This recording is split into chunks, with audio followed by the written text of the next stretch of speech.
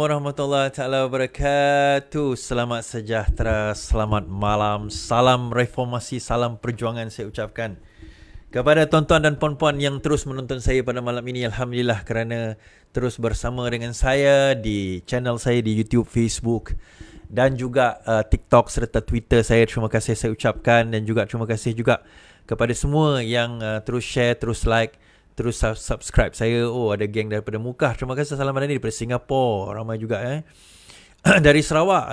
Ramai juga dari Sarawak. Geng-geng Sarawak kita. Okay. I've arrived to Balun Walaon. Thank you. Right, terima kasih Skudai Johor, orang Skudai. Terima kasih juga daripada segala tempat. Siti Zahrah terbaik. Salam LTL. Terima kasih Siti. Dari Kuching, Bang Bu. Oh, orang Kuching. Apa khabar orang kita? Mik tu macam kenal. Watson Strange. Tak tahu lah, jumpa kat tepi jalan lah Watson Strange. Itulah dia. Ni jumpa tepi jalan ni rasa macam cantik je boleh pakai kan. So kita pakai lah. Kejap. Dia lari. Okey. So harap suara okey suara dengar dengan jelas. Suara kita dengar dengan jelas. Alhamdulillah. Terima kasih kerana terus bersama dengan saya. Terima kasih semua yang bersama dengan saya malam ini. Alhamdulillah. Terima kasih saya ucapkan. Hari ini hari pertama, hari pertama semalam lah. Hari kedua sidang parlimen. Pembahasan hari ini semalam perasmian. Dan menarik cerita-cerita parlimen, menarik cerita-cerita berkenaan dengan politik negara. Menarik cerita tentang ucapan even daripada kem kerajaan sendiri. Sesuatu yang sangat menarik untuk kita bahaskan dan kita dengar. Dan ada benda yang kita setuju, ada benda kita tak setuju, ada benda yang kita boleh bincang dan sebagainya. Dan untuk makluman juga, Bersih juga telah berjaya melakukan demonstrasi mereka menuntut 100% reformasi pada hari ini dengan kehadiran kira-kira 60 orang. Alhamdulillah lah, adalah juga yang hadir kan. Tak apa kan. Lepas tu MCA pandai-pandai pergi ambil claim apa? Apa orang kata? Claim kredit lah. Claim kredit. Salam, sorry, saya di Singapura. Macam mana nak derma? Kalau dekat YouTube ada dekat situ Super Chat. Dekat Super Chat tu ataupun super fan kot Super Chat, boleh klik dekat Super Chat tu. Baik, daripada Limbang pun dia. Terima kasih orang Limbang. Alright. Okay, Fuzan ni dia selalu dalam saya punya apa orang kata, punya YouTube saya. Fuzan Costa ni memang dia Fuzan. The New Age of Tyrant, sponsored by your government, backup by your own ulama Iswardi. Ada ulama nama Iswardi ke? Fuzan Costa. Fuzan ni dia dah lama koyak tapi seronok. Dia ada, kalau tak ada walaon dia tak best juga. Dia dah tak ada modal, tuan-tuan. Now looking at our current oppositions in the parliament yesterday and today, it is actually quite orang kata apa, macam mana dia kata, saddening. Satu yang menyedihkan jugalah apabila kita melihat the quality of our pembangkang di dalam perbahasan dan sebagainya. Dan apabila mereka membangkang benda yang tak perlu sebenarnya. Datuk Seri Anwar Ibrahim ucapkan ucapan terima kasih dan sebagainya, tapi benda itu yang dia orang petikaikan. Tapi tak apalah, kita tengok satu persatu. Dan harap tonton terus share, terus like, terus subscribe apa orang kata, live kita pada malam ini. Terima kasih. Tolong share dekat bawah live TikTok kita. Tolong share dan juga tolong tap love. InsyaAllah saya cuba untuk terbaik. Cuma mungkin apa orang kata, lighting tak berapa cantik. Tak apa, jangan risau. Okey, ringgit bawah nilai sebenar, kata Gubernur Bank Negara Malaysia. Gubernur Bank Negara Malaysia Abdul Rashid Ghafur berkata ringgit pada masa ini terkurang nilai dan sewajarnya diniagakan pada tahap yang lebih tinggi. Dalam kejadian 3 peringkat hari ini, dia berkata memandangkan asas dan prospek ekonomi Malaysia adalah positif, ringgit sewajarnya didagangkan pada tahap yang lebih tinggi. Dia menambah bahawa Bank Negara Malaysia sedang meningkatkan perbincangan dengan syarikat pelaburan JLC dan juga JLIC, syarikat korporat dan pelabur, untuk menggalakkan aliran masuk yang berterusan ke dalam pasaran pertukaran asing. Sebelum ini Perdana Menteri berkata kerajaan tidak memandang isu penurunan ringgit, malah mengambil langkah berterusan, tidak memandang sebenarnya ringan. Kerajaan tidak memandang ringan isu penurunan ringgit, malah mengambil langkah berterusan bagi menanganinya dan seiring usaha memastikan pelaburan Malaysia kekal utuh. Anwar berkata pihak Bank Pusat telah dipertanggungjawabkan untuk memantau ringgit secara rapi, manakala di peringkat kerajaan semua kementerian dan pihak berwajib termasuklah Majlis Pelaburan turut mengadakan mesyuarat harian bagi menumpu tumpuan menangani isu berkenaan. Ya, penurunan ringgit itu membimbangkan, kita melihat ke hadapan. Namun, berdasarkan angka pelaburan yang mana Malaysia mencatat rekod pelaburan terbesar dalam sejarah, inflasi terus menurun dan pertumbuhan adalah berdaya saing berbanding negara jiran, katanya. Anwar juga Menteri Keuangan turut meminta supaya isu kenaikan ringgit ketika ini tidak dijadikan sepak terjang politik. Jelas Anwar, kerajaan pimpinannya sedang berusaha memastikan nilai ringgit kembali melonjak. Memandangkan kemerosotan ringgit semasa menghampiri prestasi ketika krisis keuangan 98, Perdana Menteri berkata keadaan semasa tidak boleh dibandingkan dengan apa yang berlaku lebih 2 dekad lalu ketika dirinya juga adalah Menteri Keuangan. Katanya, kejatuhan nilai ringgit adalah berbeza dengan Malaysia mencatat rekod pelaburan terbesar dalam sejarah. Dia juga mengulangi kerajaan tidak bergantung kepada dolar untuk perdagangan dan memetik perdagangan dengan China misalnya menggunakan mata wang renminbi ataupun ringgit. Bernama melaporkan nilai ringgit dilaporkan pada 4.770. Okey. Now, menyentuh soal ini sebenarnya, kenapa ada yang membangkitkan nilai ringgit sekarang ini seperti nilai yang berlaku pada tahun 98 dan menunjukkan kemelesetan ekonomi negara yang teruk. Bagi siapa yang memahami makroekonomi, kita akan faham dalam kita nak menilai satu kemelesetan ekonomi ataupun kejatuhan ekonomi sesebuah negara, kita tidak boleh melihat kepada satu faktor semata-mata. Kita kena melihat kepada keseluruhan faktor. Dan kalau kita tengok tahun 98, saya hidup pada zaman itu, saya melalui zaman itu, saya merasai apa yang berlaku pada zaman tersebut. Now, kalau tengok dari persegi mata wang dia memang sama. Okey, salah satu kesilapan sebenarnya dan kita merasai apa orang kata kesan itu sehingga sekarang ini, iaitu apa? Apabila kita apabila kita orang kata ikat US dollar kepada RM3.50 pada waktu itu. Itu adalah tindakan yang memberi impak yang negatif bukan setakat jangka masa pendek tetapi juga jangka masa panjang. Orang mengatakan itu satu tindakan yang bijak. Sebenarnya itu satu tindakan yang sangat tidak bijak. Tindakan tersebut telah memberi impak negatif sehingga ke hari ini terhadap keyakinan pelabur terhadap negara kita. Dia macam ni tuan-tuan, bila diorang melabur ke dalam negara kita pada waktu tersebut tahun before 97, before 98, dan akhirnya mereka tidak boleh menjual kecuali lebih daripada RM3.50 yang dia packkan pada waktu itu. Menyebabkan pelabur hilang keyakinan sebenarnya. Kerajaan berusaha untuk untuk pump duit dan pump duit yang diorang pump itu tak mampu untuk mengawal. Dan kita sedar bahawa tindakan untuk pegging, untuk ikat dan juga tindakan untuk pump duit tidak akan boleh nak pulihkan keadaan ekonomi kita dalam jangka masa yang panjang. Kedua-duanya memberi impak yang sangat besar. Tuan-tuan belajar makroekonomi, tuan-tuan akan jumpa perkara ini. Baik. So, fundamentally, apa yang berbeza keadaan ekonomi 98 dengan keadaan ekonomi sekarang? Kita tengok daripada segi inflasi saja cukup. Pada waktu itu, inflasi dalam, kalau tak silap saya, inflasi pada waktu itu dalam sekitar 6, 7 ke 8%. Berbanding dengan sekarang, inflasinya 1.5%. Inflasi ini kecepatan kenaikan harga barang, pertukaran, kadar pertukaran, the rate of change between harga barang daripada bulan ke bulan, hari ke hari, tahun ke tahun.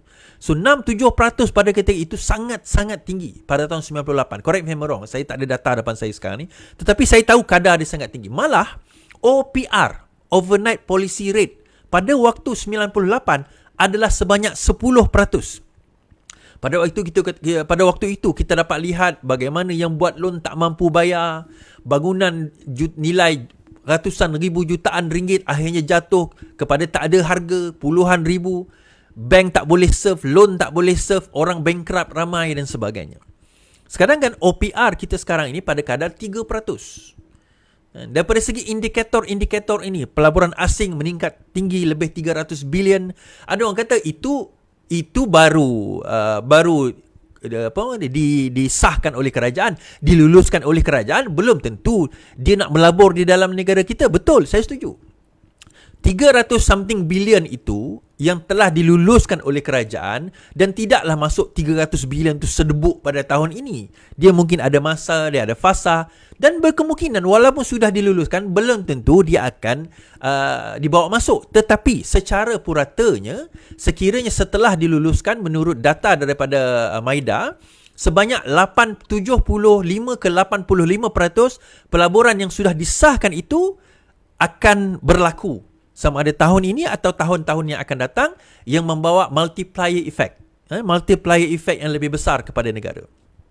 Now, indikator-indikator ini di samping kita punya biasa sebut unemployment rate, kadar pengangguran kita, inflation rate, kadar apa orang kata OPR kita. Perkara-perkara ini sekarang sebenarnya menjadi indikator. Cuma ada satu perkara dipanggil current asset. Current account keuangan negara, iaitu trade deficit ataupun sama ada import dan ekspor kita lebih banyak ekspor berbanding import atau the other way around. So daripada situ memang kita ada kekurangan.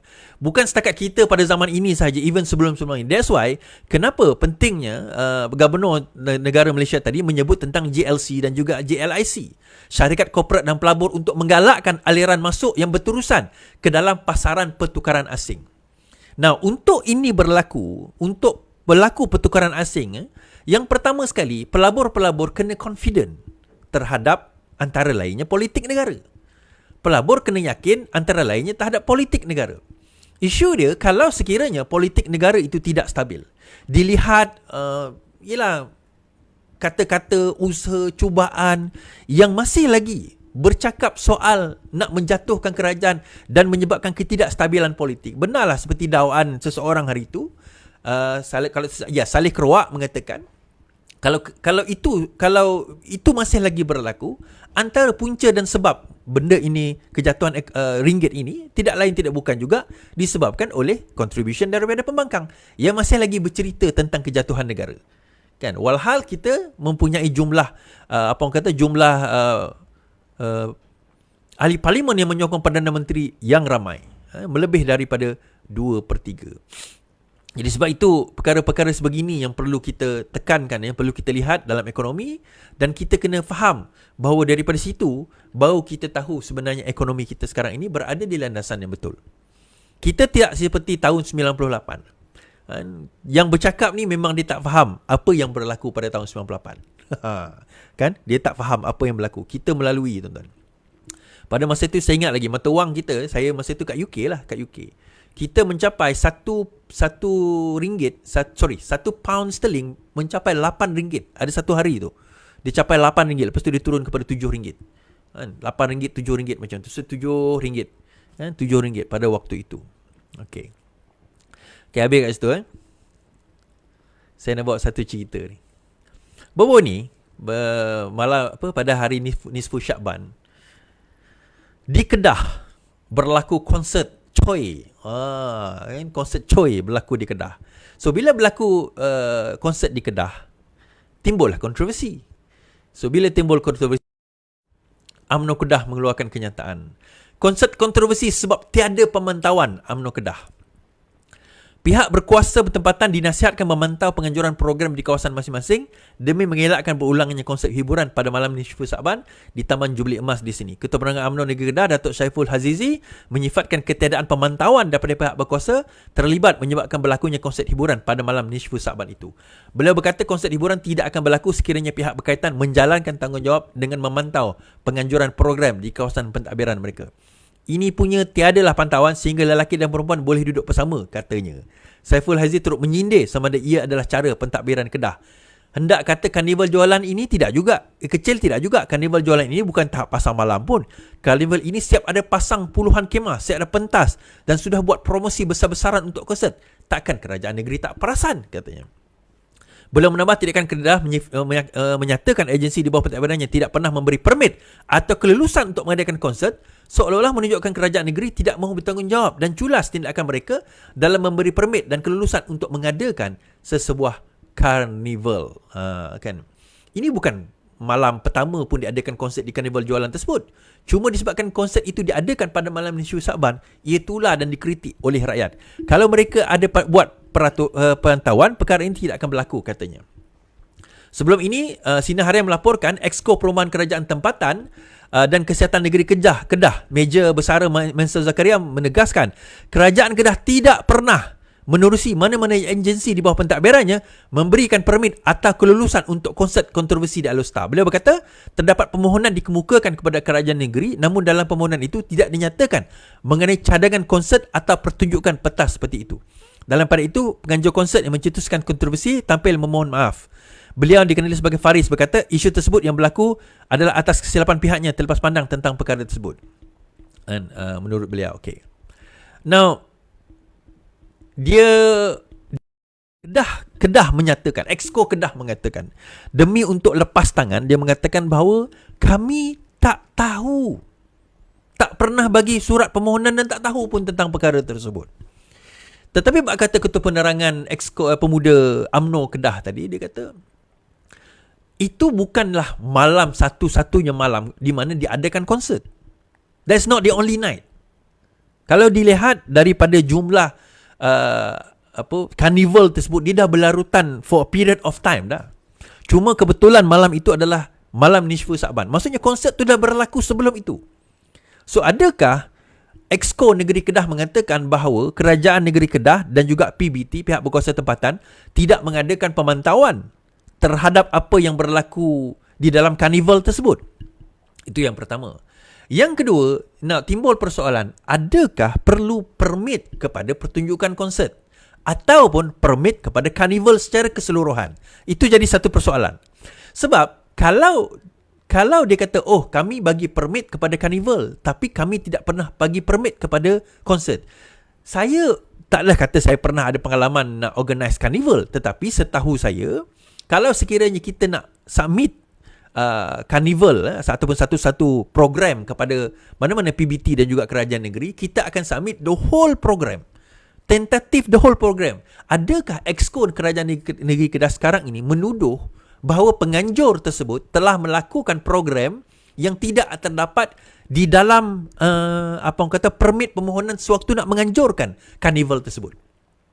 Kita kena ingat bahawa karnival itu dilakukan sebelum karnival itu berlaku, dia sudah ada permohonan permit daripada PBT. Sebab dia berlaku dalam keadaan karnival itu bukan sehari, dia satu period, dia satu tempoh, mungkin seminggu, 2 minggu. So, dan biasanya dia akan ada tulis kat situ.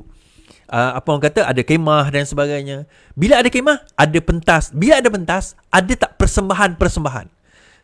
Saya tak pernah buat carnival lah, tapi pernah organize macam small carnival dahulu, di mana di dalam itu kita akan nyatakan tentatif kita.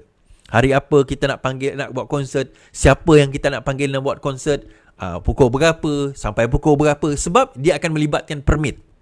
Terutama permit hiburan dan juga permit daripada polis. Dia tak boleh ada bunyi bising setelah pukul 11 atau 12 dan sebagainya.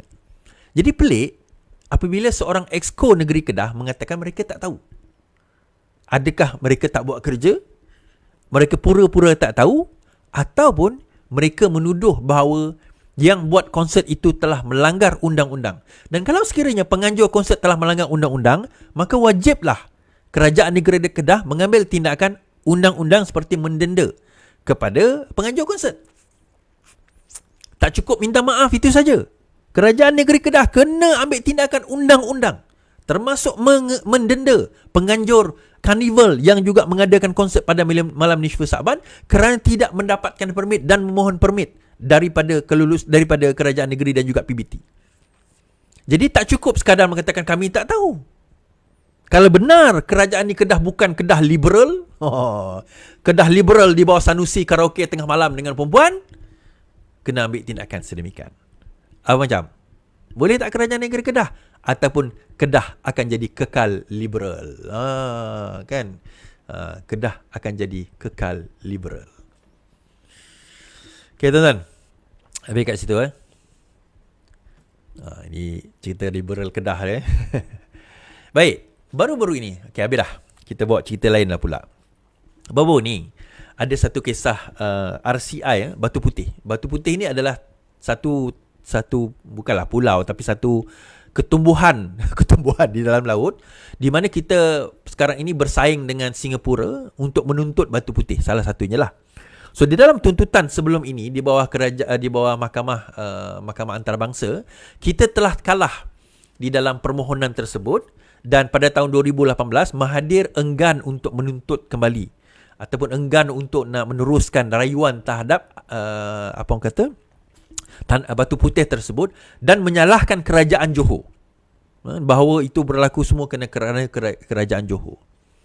Kemudian titah Yang di-Pertuan Agong setelah Yang di-Pertuan Sultan Ibrahim naik menjadi Yang di-Pertuan Agong ialah untuk diadakan Royal Commission of Inquiry ataupun Suruhanjaya Diraja bagi menyiasat tentang isu Batu Putih. Dan selepas itu kenyataan Tun Mahathir mengatakan bahawa beliau tidak akan hadir dan memberi kerjasama kerana katanya bahawa ketua RCI tersebut yang dilantik bekas ketua hakim negara mempunyai konflik dengan Tun Mahathir. Baik, ini adalah kenyataan Menteri Azalina Osman. RCI Batu Putih enggan beri keterangan boleh ditangkap, kata Azalina. Suruhanjaya Diraja Siasatan Diraja untuk mengkaji pengendalian kes kedaulatan Batu Putih, Batuan Tengah dan Tubir Selatan diberi kuasa untuk mengeluarkan waran tangkap terhadap pihak yang enggan memberi keterangan. Menteri Undang-Undang Azalina Osman berkata, ini adalah salah satu daripada beberapa kuasa penting yang diberikan kepada RCI demi kebenaran dan keadilan. Antara kuasa ini ialah memanggil orang untuk memberi keterangan mengeluarkan waran tangkap terhadap mereka yang enggan membuat demikian dan mengeluarkan denda. Dia dilaporkan berkata ketika berucap di Kamar Khas di Dewan Rakyat pada hari ini. RCI ini bertujuan mengkaji pengendalian kes kedaulatan 3 pulau yang terletak di antara Johor dan Singapura. RCI itu dijangka menyemak keputusan Kerajaan Pakatan Harapan pimpinan Dr. Mahathir untuk menggugurkan semakan keputusan Mahkamah Keadilan Antarabangsa International Court of Justice bagi menganugerahkan Batu Putih kepada Singapura. Peguam Mahathir sebelum ini berkata mereka mungkin menasihatkannya supaya tidak memberi keterangan di RCI. Ini berikutan dakwaan konflik kepentingan antara bekas Perdana Menteri dan juga bekas Ketua Hakim Negara Muhammad Raus Sharif. Mahathir sebelum ini mencabar pelanjutan tempoh Raus sebagai hakim melepasi persyarat mandatori dengan Raus meletak jawatan selepas Mahathir memegang jawatan pada 2018. Secara berasingan, Yang di-Pertuan Agong Sultan Johor sebelum ini membuat kenyataan tajam yang ditujukan kepada Mahathir berhubung semakan semula keputusan ICJ yang digugurkan. Azalina hari ini berkata RCI Batu Putih akan diberi masa sehingga 6 bulan untuk selesaikan siasatannya dengan laporan akhir akan dibentangkan di Parlimen. Satu lagi, okeylah tak apalah, yang RCI tentang COVID tu, yang tu mungkin nantilah kita boleh bincangkan kan. Tapi nak bawa isu di sini, kenapa Mahathir begitu takut dan kenapa Mahathir pada zaman dia jadi Perdana Menteri pada tahun 2018 enggan untuk nak meneruskan rayuan, sebaliknya memberi kemenangan kepada Singapura tentang isu RCI, tentang isu Batu Putih dan juga dua sempadan yang lain tersebut. Di satu soalan yang menarik sebenarnya, malah pada tahun tersebut kita antara yang mempersoalkan kenapa Mahathir tidak meneruskan usaha untuk nak nak pergi ke International Court of Justice itu untuk merayu terhadap keputusan menganugerahkan Batu Putih kepada Singapura. Itu satu persoalan sebenarnya. Jadi dengan RCI ini kita dapat melihat suatu hari nanti apa sebenarnya yang berlaku. Kenapa keputusan itu dibuat? Adakah benar seperti mana dakwaan Mahathir bahawa ini adalah salahnya terletak kepada Kerajaan Negeri Johor? Dokumen-dokumen yang dikemukakan telah hilang. Ada yang dikatakan kalau tersilap saya hilanglah, dokumen tu tak ada lah, ataupun ditandatangani, bukan hilang, ditandatangani oleh mungkin datuk ataupun moyang kepada Sultan Ibrahim sekarang ini, menyerahkan Batu Putih itu kepada British dan akhirnya Singapura. Something like that. Ada satu technical error yang berlaku di situ. Well, we don't know. Kita hanya akan tahu apabila RCI itu dilakukan nanti, and hopefully daripada situ kita akan dapat nampak perkara yang sebenar yang berlaku, insya-Allah. Okey.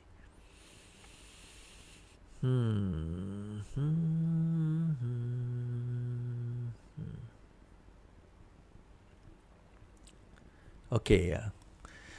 Cerita seterusnya tuan-tuan. Habis yang RCI tadi habis. Titah yang di-Pertuan Agong hari ini semalam amat menarik tuan-tuan. Sangat-sangat menarik. Semalam pada hari Isnin titah pembukaan Dewan Rakyat oleh Yang di-Pertuan Agong Sultan Ibrahim amat menarik sebenarnya. Baik, kita baca. Hormati kerajaan perpaduan, tunggu peluang Allah. Sorry, saya tak bayar iklan. Tunggu peluang bersaing PRU akan datang, Sultan Ibrahim. Yang di-Pertuan Agong Sultan Ibrahim menegaskan baginda tidak akan melayan mana-mana pihak yang cuba menggugat kestabilan politik negara. Justru Baginda menitahkan agar semua pihak menerima, menghormati pembentukan kerajaan perpaduan yang mentadbir negara ketika ini. Bagi yang hendak bermain politik, Baginda memberi amaran supaya mereka menunggu peluang itu untuk bersaing pada PRU akan datang. Ingin saya tegaskan, saya tidak akan melayan sebagai permintaan daripada mana-mana pihak yang cuba menggugat kestabilan politik negara. Semua pihak mestilah menerima dan menghormati kerajaan yang telah dibentuk. Jika ada hendak bermain politik, tunggu masa pilihan raya akan datang, titah Baginda. Baginda bertitah ketika merasmikan istiadat pembukaan mesyuarat pertama penggal ketiga Parlimen ke-15 pada hari ini. Okey. Now, daripada kenyataan yang di-Pertuan Agong ini, satu yang menarik sebenarnya untuk kita nak lihat dan juga untuk kita nak rungkai. Kenapa saya kata? Sebab kenyataan ini yang pertama sekali memberi satu kata pemutus. Satu kata pemutus kepada apa yang apa orang kata yang di-Pertuan Agong nak lihat ataupun negara sekarang ini nak perhatikan sekarang ini, iaitu adakah boleh lagi berlaku pertukaran kerajaan? Kan? Bolehkah lagi berlaku pertukaran kerajaan? Ini satu persoalan yang bermain di dalam negara kita. Now, dan benda ini sebenarnya yang menjadi polemik. Apakah kerajaan boleh bertukar lagi dengan situasi kalau sekiranya pembangkang menghantar SD umpamanya, ataupun pembangkang menghantar apa orang kata kenyataan bahawa mereka telah mendapat majoriti kepada yang di-Pertuan Agong. So daripada sini kata ini dah jadi pemutus, seolah-olah yang di-Pertuan Agong mengatakan Baginda tidak akan melayan mana-mana agenda untuk menjatuhkan kerajaan. Tidak ada istilah langkah Dubai, tidak ada istilah orang kata apa SD, apa orang kata nak melompat, kerajaan tumbang dan sebagainya. Tak ada lagi dah istilah-istilah tersebut. Ini pula diperkuatkan lagi dengan apa orang kata dengan kenyataan, dengan wujudnya Akta Anti Lompat Parti. Tetapi yang menarik apa yang disebut oleh ahli parlimen PKR Hassan Karim. Okey, dan saya akan komen tentang kenyataan beliau. Agong tak boleh tak layan jika pembangkang dapat sokongan majoriti. Ahli Parlimen Pasir Gudang Hassan Karim menyatakan pendapat bahawa Agong mesti mematuhi peruntukan perlembagaan dan tidak mengikut selera dan sentimen peribadi. Dia memberitahu Malaysia Kini demikian ketika diminta mengulas titah di Pertuan Agong Sultan Ibrahim Sultan Iskandar kepada ahli parlimen pembangkang dan kerajaan bahawa Baginda tidak akan melayan sebarang percubaan untuk menjatuhkan kerajaan. Dalam titah Baginda semasa perasmian persidangan Dewan Rakyat semalam, Baginda bertitah semua orang harus menghormati kerajaan perpaduan yang telah dibentuk dan Baginda tidak akan melayan sebarang permintaan daripada mana-mana pihak yang cuba mengganggu kestabilan politik negara. Semua pihak mestilah menerima kenyataan dan menghormati titah Baginda. Hassan mengingatkan rakyat Malaysia bahawa Agong tertaluk kepada sistem raja perlembagaan, bukan raja mutlak. Agong tidak boleh tak melayan jika benar-benar wujud keadaan seperti dinyatakan di dalam perlembagaan seperti yang ada disebut, di mana pembangkang berjaya mendapat sokongan majoriti untuk bentuk kerajaan baru. Adalah sah dan legitimate jika kerajaan yang ada tetap hilang legitimasi, maka pembangkang berusaha secara perlembagaan mengikut undang-undang demokratik menggantikan kerajaan penyandang yang telah hilang sokongan. Agong kena ikut peruntukan dalam perlembagaan, bukannya ikut selera dan sentimen peribadi. Perlembagaan persekutuan tidak ada kata bahawa suatu kerajaan yang dibentuk setelah pilihan raya akan tetap kekal sehingga tempoh 5 tahun. Agong juga seperti ahli politik kena patuh dan hormati perlembagaan persekutuan. Perkara yang tidak ada dalam perlembagaan tidak boleh diada-adakan sesuka hati. Dalam perkara ini, Agong telah cross the line, katanya. Baik. Saya nak ulas perkara ini. Saya faham, kita kena lihat daripada beberapa angle. Kalau kita lihat di dalam perlembagaan sendiri, now, I'm looking from one angle. Dan saya menjawab kenyataan ahli parlimen parti saya, saudara Hassan Karim, tentang kenyataan ini, dan ada satu bahagian tu, satu part tu saya setuju. Di mana yang di Pertuan Agong adalah raja berperlembagaan. Maksudnya raja yang tertakluk ke perlembagaan. Saya setuju. Namun begitu, bila melihat kepada raja berperlembagaan, kita kena melihat kenyataan bahawa adakah apabila telah didatangkan kepada yang di Pertuan Agong, saya ulang balik. Adakah prosedur khas cara untuk kita menjatuhkan kerajaan dengan cara menghantar SD ataupun sewaktu dengannya kepada Yang di-Pertuan Agong? Itu satu soalan. Poinnya macam ni. Okey. Apakah cara untuk kita menggugurkan kerajaan yang sebenar seperti mana di dalam perlembagaan? Untuk konteks, di dalam perlembagaan kita tidak dinyatakan kaedah untuk nak menjatuhkan seorang Perdana Menteri atau sebuah kerajaan. Kita setuju bahawa tidak ada satu peruntukan mengatakan kerajaan boleh kekal 5 tahun. Dan kerajaan tidak boleh ditumbangkan. Betul. Perkara 40-42 kot. Perlembagaan mengatakan bahawa seorang Perdana Menteri itu hendaklah dilantik apabila telah mendapat sokongan majoriti. Apabila telah mendapat sokongan majoriti. Now, timbul persoalan. Bagaimana kita nak tahu bahawa dia telah hilang sokongan majoriti? Bagaimana kita nak tahu bahawa dia telah hilang sokongan majoriti? Di sinilah timbul polemik, timbul persoalan. Adakah apabila sekumpulan orang menghantar statutory declaration, akuan bersumpah kepada Yang di-Pertuan Agong mengatakan mereka hilang kepercayaan kepada Perdana Menteri itu, dikatakan telah hilang majoriti? Soalan yang kedua, katakanlah telah datang SD itu kepada Yang di-Pertuan Agong, adakah Yang di-Pertuan Agong boleh menolak perkara tersebut, SD tersebut? Di sini saya nak jawab. Disebabkan saya setuju bahawa raja itu tertaluk kepada perlembagaan. Namun di dalam perlembagaan juga tidak menyatakan bahawa hanya dengan menghantar SD maka Agong wajib terima. Tak. Bila hantar SD, Agong tidak wajib untuk mengatakan baginda nak terima atau nak tolak. Terpulang kepada baginda. Sebab apa? Sebab disebabkan tidak ada kaedah khas di dalam peruntukan perlembagaan untuk menjatuhkan sebuah kerajaan, maka sebenarnya kaedah yang betul sebagaimana yang saya sebut pada tahun 2020 hendaklah dikembalikan kepada usul undi percaya atau tidak percaya, iaitu kembali ke dalam Dewan. Antara kes yang paling awal adalah kes mendiang Kalong Ningkan, Ketua Menteri Sarawak yang pertama, di mana beliau dijatuhkan di dalam Dewan. Beliau dijatuhkan di dalam Dewan Undangan Negeri melalui undi tidak percaya. Dan itu adalah klasik kes yang kita boleh jadikan example di samping isu Perak pada tahun 2009 pada waktu itu. Nah, kembalikan bagaimana sebenarnya cara, iaitu kembalikan kepada Dewan Rakyat melalui undi percaya atau tidak percaya. Jadi undi percaya atau tidak percaya tidak perlu melalui Yang di-Pertuan Agong.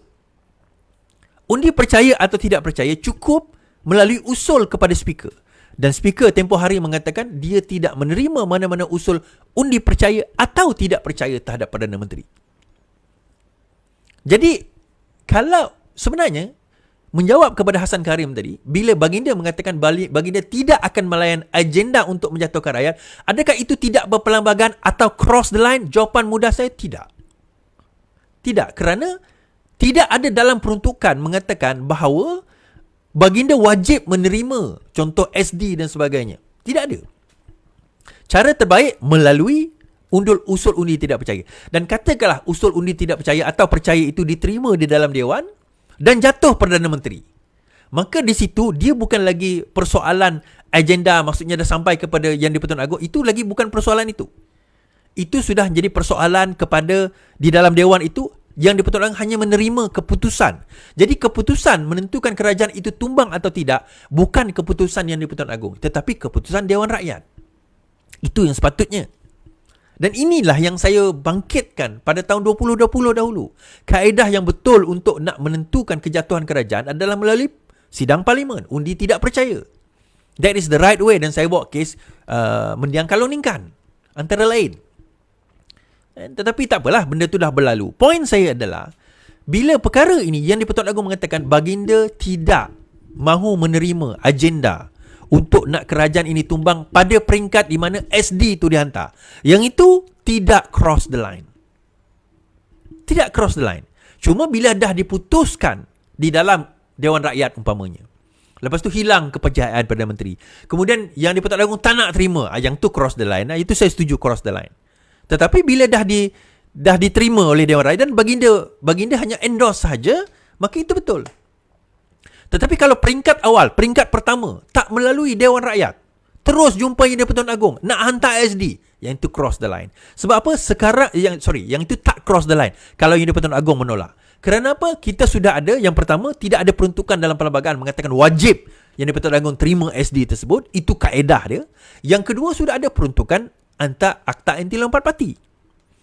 Maka hendaklah perkara itu ditentukan di dalam Dewan bagi menentukan sama ada diterima atau tidak sokongan tersebut. Kerana bila dikatakan telah menyokong atau tidak menyokong, tidak dikira lompat parti, tetapi dikira sudah jatuh kepercayaan terhadap Perdana Menteri. Dan itu sekaligus menolak kenyataan daripada Hassan Karim mengenai isu yang saya bangkitkan tadi. Dan saya ambil contoh tuan-tuan di dalam Dewan sekarang ini. 2 ahli parlimen PN minta supaya dipindahkan kerusi.